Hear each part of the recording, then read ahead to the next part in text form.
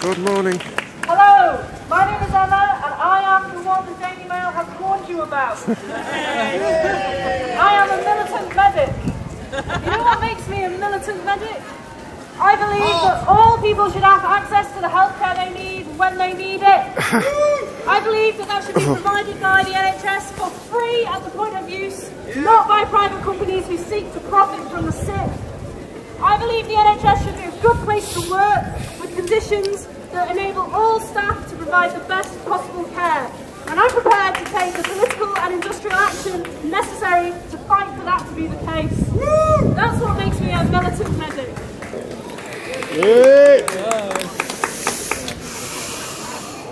The NHS is undergoing the biggest series of attacks it has ever faced. Cuts, closures and privatisation are happening, and it's happening to your hospitals, your GP practices.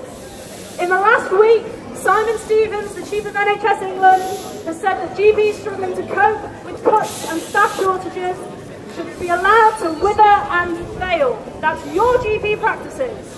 Prime Minister Theresa May has announced that there is no more money for the NHS, despite all the money that they spend on war and royal soaps and tax breaks for the rich.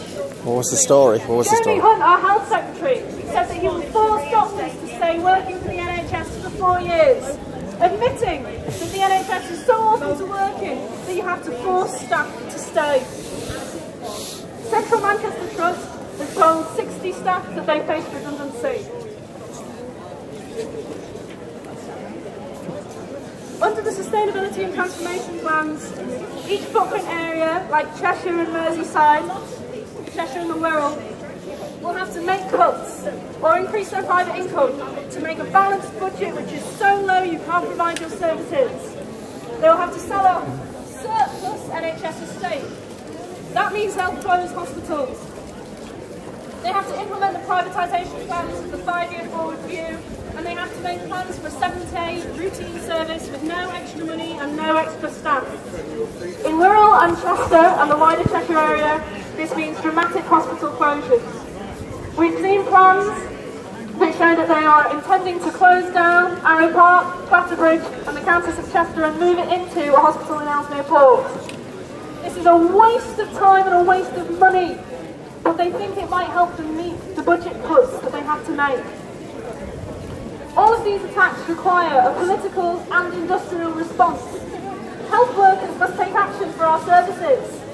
A closure and job losses is like a permanent strike. Disruption is preferable to destruction. We have petitions asking you to sign to support the NHS reinstatement bill.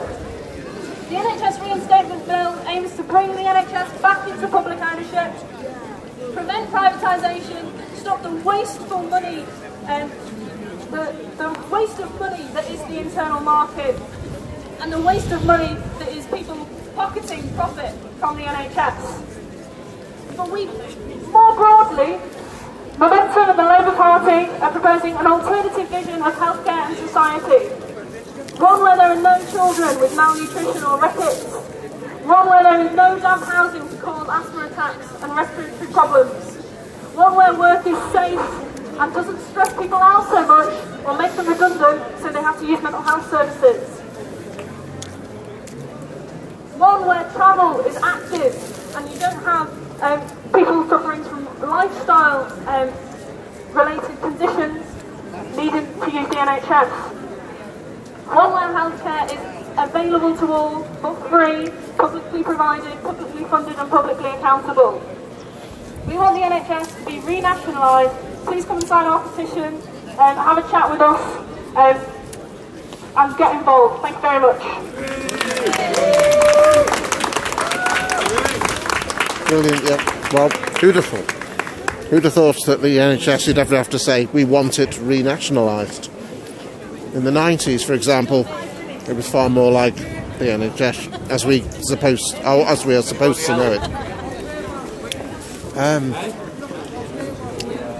Yeah.